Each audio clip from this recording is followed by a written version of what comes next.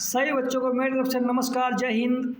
तो आज हम जो है आप लोगों के लिए लेकर आए हैं यूपी तपस्वी जो पेट में पीछे जो एग्ज़ाम हो चुके हैं 2-3 सालों में, उनका जो है प्रीवियस पेपर वाला सोल्यूशन लाए हैं। ठीक, तो हम पहला पेपर आपको कराएंगे जो कि पहली बार पेट एग्ज़ाम हुआ था 24/2021 को, पहली शिफ्ट का। ठीक, पहली शिफ्ट का पेपर आपको यहाँ सोल्व कराएंगे। ठीक है, तो देखिए पहले तो इसमें कुछ क्वेश्चन आए हुए हैं जो कि मैथ से जुड़े हुए हैं, मतलब कि डेटा इंटरप्रिटेशन से जुड़े हुए हैं टेबल वाले, तो वो हम लास्ट में कराएंगे। पहले आप देख लेते हैं जीके जीएस क्वेश्चन। ठीक, 50 क्वेश्चन जो जीके जीएस जुड़े होते हैं, कौन कौन से? 30 question GK GS, 10 question static GK और जो है 10 क्वेश्चन जो है करंट अफेयर के। तो पहले उनको देखते हैं। हाँ, क्वेश्चन देखिए 11वां क्वेश्चन क्या कहता है, निम्न में से कौन सा संत शिवाजी के समकालीन थे? तो संत तुकाराम जो हैं वो शिवाजी के समकालीन थे। अगला क्वेश्चन देखिए, बंगाल के प्रथम गवर्नर जनरल कौन थे? बंगाल के प्रथम गवर्नर जनरल जो है लॉर्ड वारेन हेस्टिंग्स थे। ठीक, इसमें नीचे लिखा हुआ है लॉर्ड वारेन हेस्टिंग्स प्रथम गवर्नर जनरल थे। इनके शासनकाल में ब्रिटिश संसद द्वारा रेगुलेटिंग एक्ट 1773 एवं पिट्स इंडिया एक्ट 1784 पारित किया गया था। ठीक, 13 क्वेश्चन क्या है, चरक संहिता संबंधित है। तो चरक ने जो है, चरक क्या थे? बहुत बड़े चिकित्सक थे उस जमाने के। कहते हैं इन्होंने शल्य चिकित्सा शुरू की थी। शल्य चिकित्सा क्या होती है? जैसे सर्जरी जो होती है आज के ज़माने में, जो सर्जरी होती है वो उस ज़माने में कर लेते थे।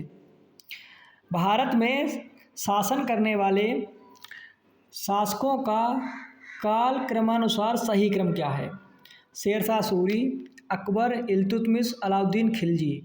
ठीक, तो इल्तुतमिश, उसके बाद अलाउद्दीन खिलजी, उसके बाद शेरशाह सूरी, शेरशाह सूरी के बाद अकबर। ठीक, ये क्रम लगा हुआ है, ध्यान दीजिए। 1211 से 1236 तक, 1296 से 1316 तक और 1540 से 1545 तक, 5 साल के शासनकाल में इसने जीटी रोड भी बनाया था, GT road, grand trunk road. Akbar 1556 से 1605 तक। ठीक, अगला क्वेश्चन, इनमें से किसे भारत के ग्रैंड ओल्ड मैन के नाम से जाना जाता है? तो grand old man of India दादा भाई नौरोजी। ठीक, इन्होंने जो है ड्रेन ऑफ वेल्थ थ्योरी दी थी। ड्रेन ऑफ वेल्थ क्या है कि कैसे भारत को जो है अंग्रेज निचोड़ रहे हैं, भारत के पैसे को विदेश में ले जा रहे हैं। सन 1915-16 में किसके नेतृत्व में 2 होम रूल लीग शुरू हुई? तो होम रूल लीग किसने शुरू करी थी? एनी बेसेंट ने और लोकमान्य तिलक ने। ठीक, और ये भी देख लीजिए कहाँ और कब जो है, तो तिलक के द्वारा होम रूल लीग जो है अप्रैल 1916 में स्थापित की गई थी और एनी बेसेंट द्वारा जो है वो सितंबर 1916 में। ठीक,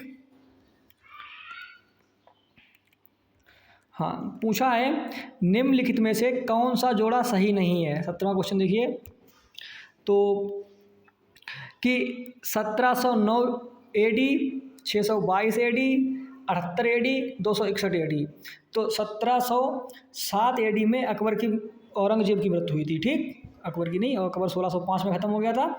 1707 में औरंगजेब की मृत्यु हुई थी। ठीक, इसे हम क्या बोलते हैं? जिंदा पीर। क्या होता था? जिंदा पीर। और 622 में क्या? मुस्लिम युग की शुरुआत, मोहम्मद बिन कासिम ने भारत पर आक्रमण किया था। ठीक, 614 ईस्वी में। और 78 में क्या है? सन 78 में शक संवत की शुरुआत हुई। 261 में कलिंग युद्ध हुआ था। ठीक, तो इसमें कौन सा गलत हो गया? पहला वाला। 1707 में औरंगजेब की मृत्यु हुई। करो या मरो का नारा किसने दिया? महात्मा गांधी ने करो या मरो का नारा दिया। कब दिया? जब भारत छोड़ो आंदोलन शुरू किया गया 1942 में।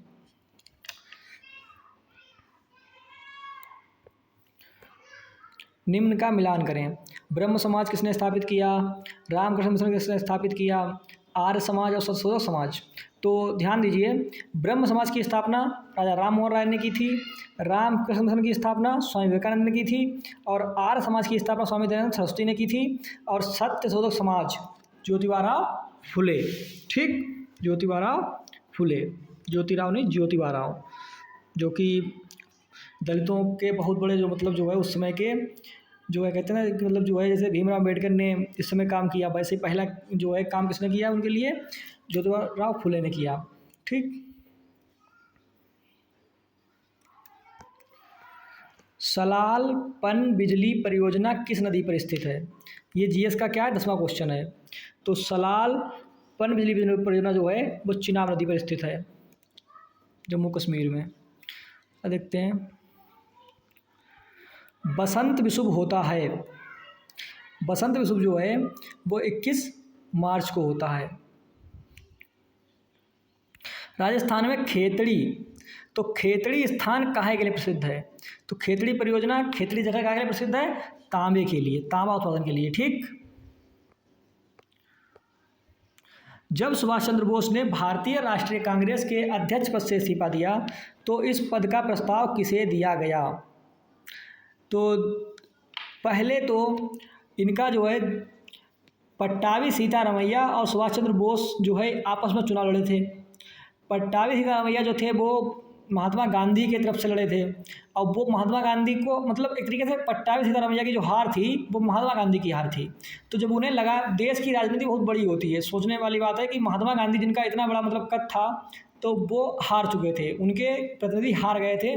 तो जब हार गए थे तो सुभाष चंद्र बोस ने जो है अपने आप उस बात को समझा कि मतलब आगे चल के इससे कितनी बड़ी दिक्कत हो सकती है। मान लीजिए कि महात्मा गांधी जैसे आदमी का कद घट जाएगा तो हमें कैसे आज़ादी मिलेगी आगे चल के। ठीक, जिनके उसूलों पर चल के मतलब जो है लगातार अंग्रेजों से लड़ रहे हैं, तो उन्होंने जो है अपने आप इस्तीफा दे दिया। तो इस्तीफा देने के बाद जो है वहाँ के जो अध्यक्ष बने, तो कौन बने? डॉक्टर राजेंद्र प्रसाद। ठीक,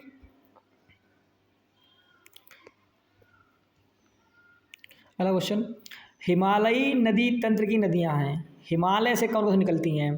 तो ध्यान दीजिए, जो है कावेरी नदी, गंगा नदी, ये तो देखो पक्का है, गंगा नदी निकलेगी ही निकलेगी, हिमालय से निकलती है।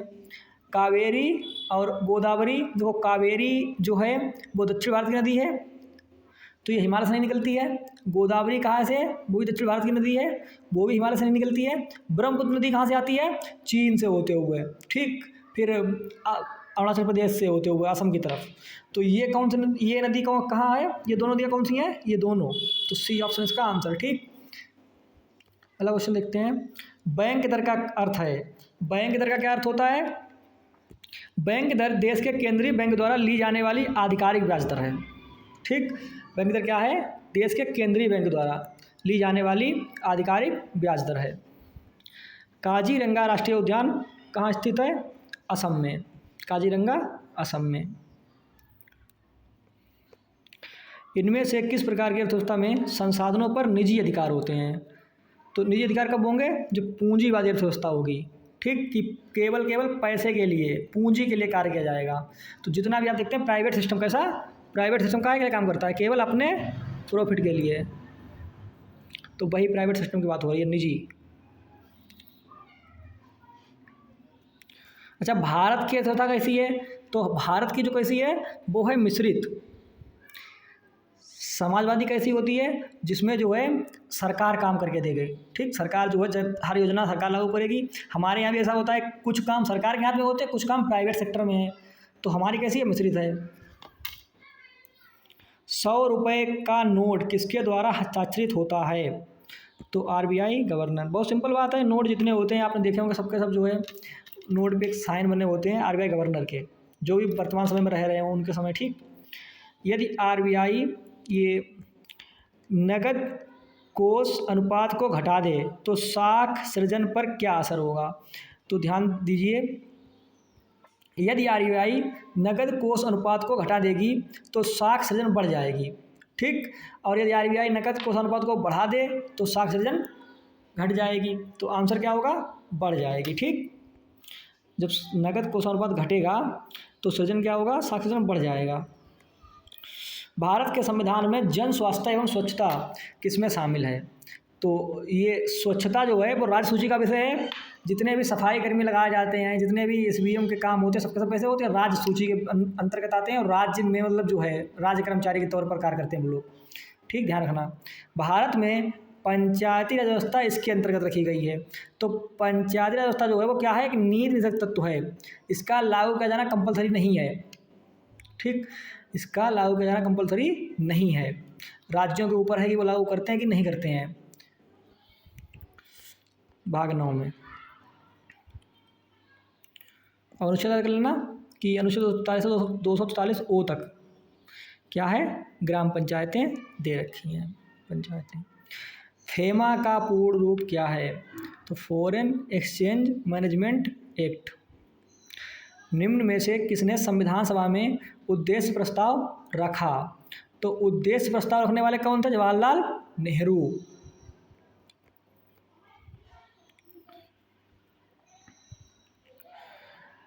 भारतीय संविधान के किस अनुच्छेद में अल्पसंख्यकों के हित निहित हैं, तो अल्पसंख्यकों के जो हित हैं अनुच्छेद 29 में हैं। आपने देखा होगा कि अनुच्छेद 29 के तहत ही जो है अल्पसंख्यक अपने स्कूल, अस्पताल वगैरह जो है वो क्या करते हैं, बनाते हैं। ठीक, अल्पसंख्यक, और उनको जो है फंड कौन देता है, सरकार। अल्पसंख्यक कौन कौन से हैं, अल्पसंख्यक मुस्लिम, ठीक, सिख, ईसाई, जैन, बौद्ध और पारसी, 6 कम्युनिटी क्या हैं भारत में, अल्पसंख्यक हैं। अल्पसंख्यक क्या होते हैं, जिनकी संख्या कम हो। तो बहुसंख्यक कौन है भारत में, भारत में हिंदू बहुसंख्यक हैं, बाकी ये 6 क्या हैं, अल्पसंख्यक माने जाते हैं। ठीक, ठोस चालक में धारावाहक होते हैं।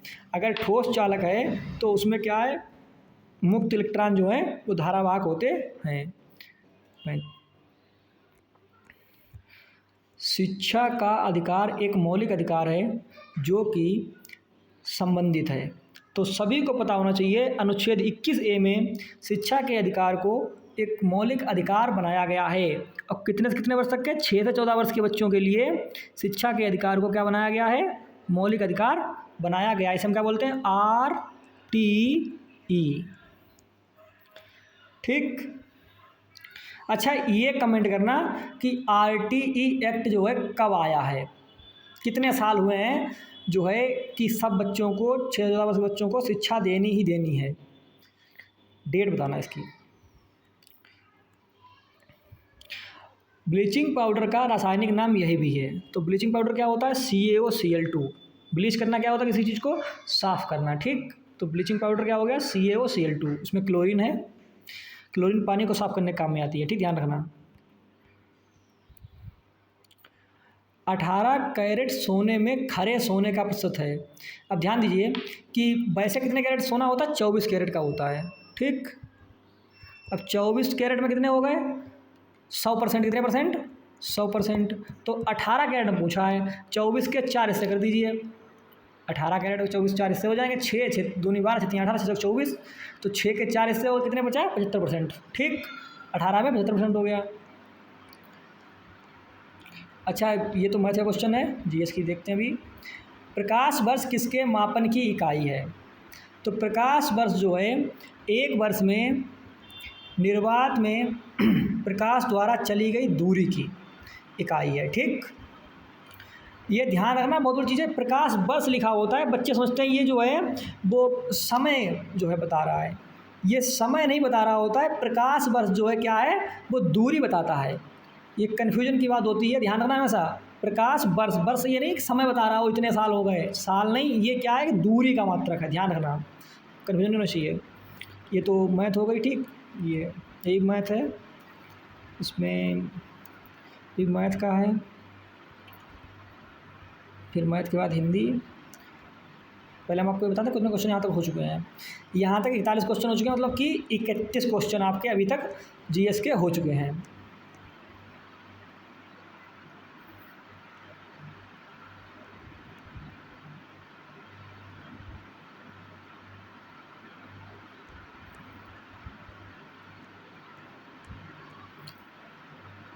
हाँ ये देखिए जरा क्वेश्चन अगला, 50 क्वेश्चन जीके जीएस के हैं। हम पहले आपको 50 क्वेश्चन कराएंगे, ठीक, उसके बाद आपको रीजनिंग में जो भी है वो सब करा देंगे। पहले ये देखिए क्वेश्चन इंपॉर्टेंट वाले जीके जीएस। कि क्वेश्चन क्या है कि कौन सी भारतीय दूरसंचार कंपनी विश्व की 5वीं सबसे मजबूत ब्रांड है। तो ये उस समय का करंट अफेयर था कि इनमें से वोडाफोन, आइडिया और जो है भारतीय एयरटेल और रिलायंस जियो, इनमें से कौन, मतलब ये 4 ऑप्शन में है, दुनिया की सबसे 5 मतलब जो टॉप 5 में आती है। ठीक, तो कौन सी टॉप 5 में आती है उसमें? रिलायंस जियो, आपको पता होगा जियो की सिम लगातार आती है। ठीक, बोल्ड परियोजना, ठीक, बोल्ड परियोजना कहाँ से? बांस से संबंधित है। ये कहाँ शुरू की गई? तो कहाँ शुरू की गई? राजस्थान में। जहाँ जहाँ सूखा वगैरह है, सूखी ज़मीन है, वहाँ बांस लगा देंगे। आपको पता है दुनिया में सबसे तेज़ बढ़ने वाली घास होती है बांस। ठीक, बांस क्या है? घास है, ध्यान रखना।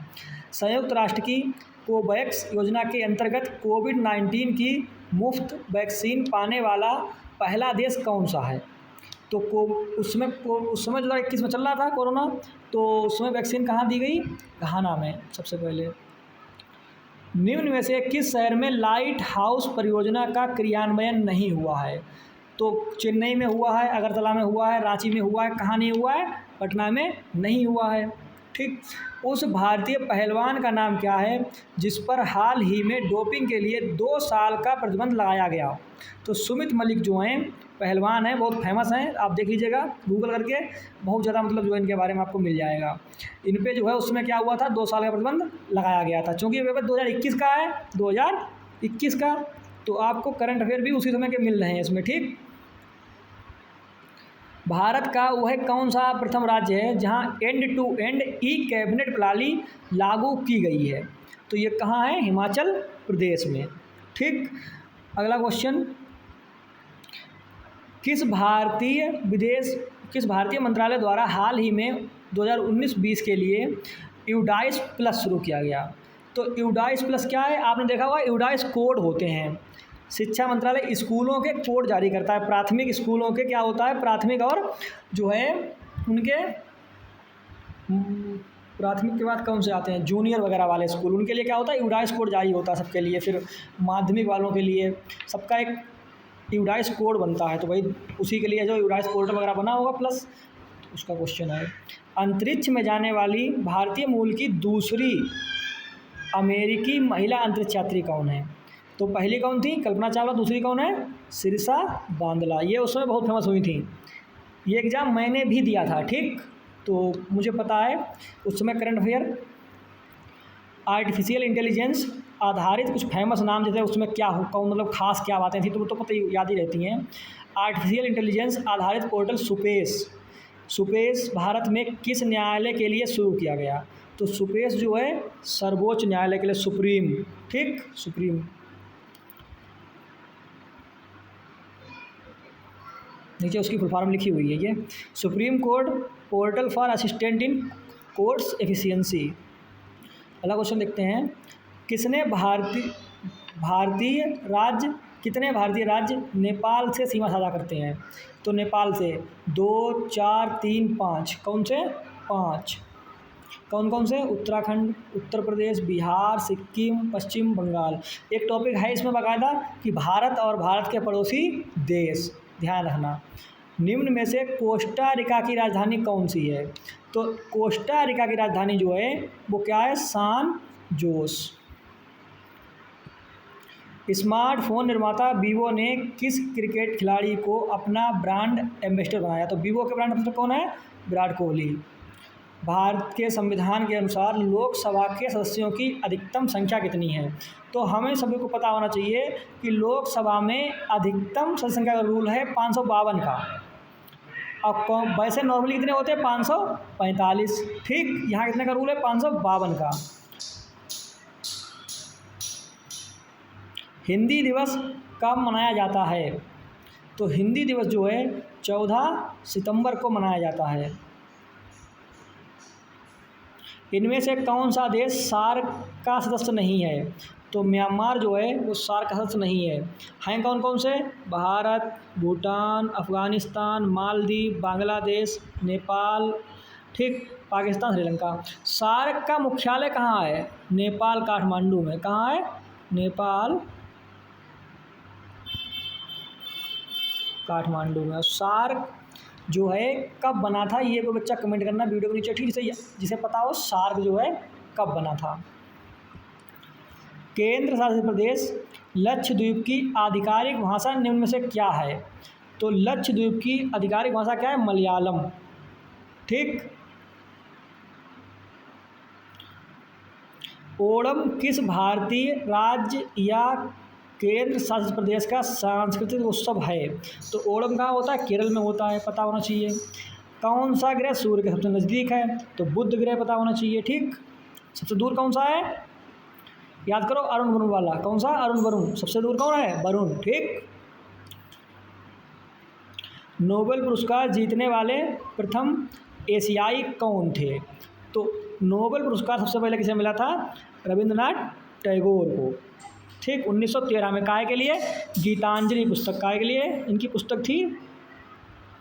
गीतांजलि।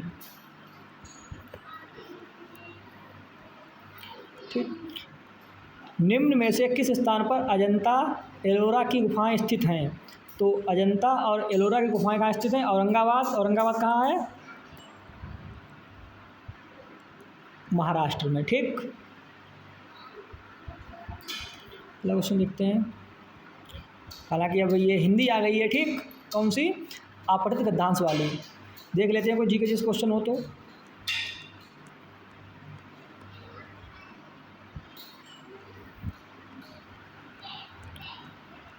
ठीक। ये टोटल 100 क्वेश्चन यहाँ पर कंप्लीट हो गए। 100 में 50 क्वेश्चन जीके जीएस के थे। कितने थे?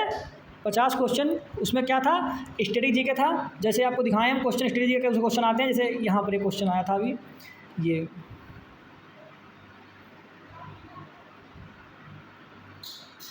हाँ, जैसे ये क्वेश्चन है। तो विश्व के प्रमुख संगठन पे क्वेश्चन है।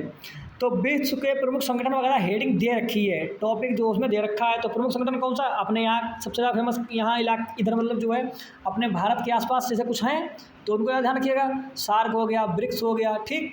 अब देखिए ध्यान से, सार्क का क्वेश्चन आ गया, हो सकता है इस बार ब्रिक्स पे आ जाए कि ब्रिक्स में कौन कौन है। यहाँ अपने यहाँ जो है आसियान का क्वेश्चन आ जाए, है ना, जो इसमें भारत जुड़ा हुआ है मोस्टली, उस पर क्वेश्चन ज़्यादा आएगा। कि चांस रहते हैं कि भारत जहाँ जुड़ा है ऐसे क्वेश्चन ना पूछे जो भारत जुड़ा ना हो वहाँ।